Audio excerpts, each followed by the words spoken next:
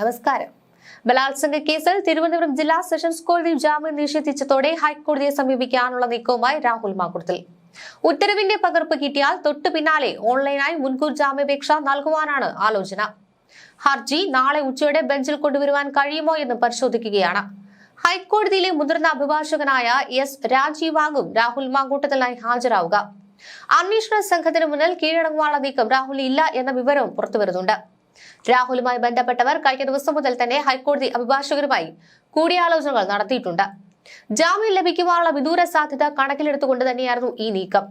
മുൻകൂർ ജാമ്യാപേക്ഷ തള്ളിയതിനു പിന്നാലെ രാഹുൽ മാങ്കൂട്ടത്തിലെ കോൺഗ്രസിൽ നിന്ന് പുറത്താക്കി. കോൺഗ്രസിന്റെ പ്രാഥമിക അംഗത്വത്തിൽ നിന്നാണ് രാഹുലിനെ പുറത്താക്കിയിട്ടുള്ളത്. നിലവിൽ സസ്പെൻഷനിലുള്ള രാഹുൽ മാങ്കൂട്ടത്തിലെ ഉയർന്ന പരാതികളുടെയും രജിസ്റ്റർ ചെയ്ത കേസുകളുടെയും അടിസ്ഥാനത്തിൽ കോൺഗ്രസിന്റെ പ്രാഥമിക അംഗത്വത്തിൽ നിന്നും പുറത്താക്കിയതായി KPCC president Sunny Joseph MLA അറിയിച്ചു. ഇതിനിടെ രാഹുലിന്റെ ഫോൺ ഓണായി. എന്നാൽ ഫോൺ കോൾ കട്ട് ചെയ്യുകയാണ് ഉണ്ടായത്. രാഹുൽ കീഴടങ്ങുവാനുള്ള നീക്കത്തിലാണോ എന്നതും ഉറ്റുനോക്കുന്നുണ്ട്. സത്യമേവ ജയതേ എന്ന സ്റ്റാറ്റസ് അതിജീവിത ഇതിന് പിന്നാലെ പങ്കിട്ടിട്ടുണ്ട്. രാഹുൽ മാങ്കൂട്ടത്തിലെ ബംഗളൂരുവിൽ എത്തിച്ച മലയാളി ഡ്രൈവറും പോലീസ് കസ്റ്റഡിയിലാണ്. ജോസ് എന്ന ആളെയാണ് കസ്റ്റഡിയിൽ എടുത്തിരിക്കുന്നത്. മലയാളിയായ ഇയാൾ ബംഗളൂരുവിലാണ് ജോലി ചെയ്യുന്നത്. ഇയാളെ കസ്റ്റഡിയിൽ ചോദ്യം ചെയ്തു വരുന്നുണ്ട്. വർഷങ്ങളായി റിയൽ എസ്റ്റേറ്റ് ബിസിനസ്സുകാരന്റെ ഡ്രൈവറായി ജോലി ചെയ്യുകയാണ് ഇയാൾ. കഴിഞ്ഞ ദിവസം ഇയാൾ കസ്റ്റഡിയിലായതിനെ തുടർന്നാണ് പ്രത്യേക കേന്ദ്രത്തിലേക്ക് അന്വേഷണ സംഘം എത്തിയത്. എന്നാൽ ഇവിടെയും രാഹുലിനെ കണ്ടെത്തുവാൻ സാധിച്ചില്ല. കഴിഞ്ഞ ദിവസം 4 സ്ഥലങ്ങളിൽ അന്വേഷണ സംഘം പരിശോധന നടത്തിയിരുന്നു. വാഹനങ്ങളിൽ മാറി മാറി സഞ്ചരിക്കുന്ന രാഹുലിന് അവിടുത്തെ ആളുകളുടെ സഹായം ലഭിക്കുന്നുണ്ടെന്ന വിവരവും പുറത്തുവരികയാണ്. ഡ്രൈവറെ പോലീസ് കസ്റ്റഡിയിൽ ചോദ്യം ചെയ്യുന്നു. രാഹുലിനെ കേന്ദ്രത്തിലേക്ക് എത്തിക്കുക മാത്രമായിരുന്നു ഇയാളുടെ ദൗത്യമെന്നാണ് പുറത്തുവരുന്ന വിവരം. ബലാത്സംഗ കേസിൽ പ്രതിയായ രാഹുൽ 8ാം ദിവസം ഒളിവിൽ തന്നെ തുടരുകയാണ്.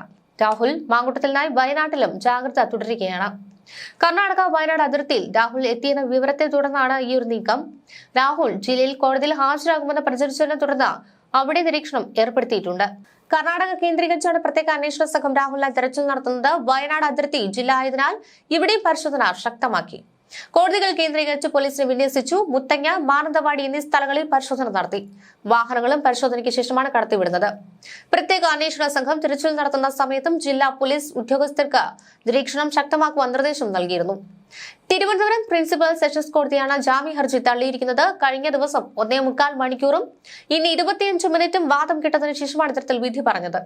നിർബന്ധിത ഗർഭചിത്രത്തിന് തെളിവുണ്ടെന്നും പ്രതിക്ക് മുൻകൂർ ജാമ്യം അനുവദിക്കുന്നതിന് തെളിവ് നശിപ്പിക്കുവാൻ കാരണമാകുമെന്നുമാണ് പ്രോസിക്യൂഷൻ വാദിച്ചത്. പോലീസ് റിപ്പോർട്ടിലും പ്രതിക്കെതിരെ ഗുരുതര പരാമർശമാണുള്ളത്. കൂടാതെ മെഡിക്കൽ തെളിവുകളും ഡിജിറ്റൽ തെളിവുകളുമുണ്ട്. കുറ്റങ്ങൾ പ്രഥമ ദൃഷ്ട്യാ നിലനിൽക്കുന്ന സാഹചര്യത്തിലാണ് കോടതിയുടെ നടപടി.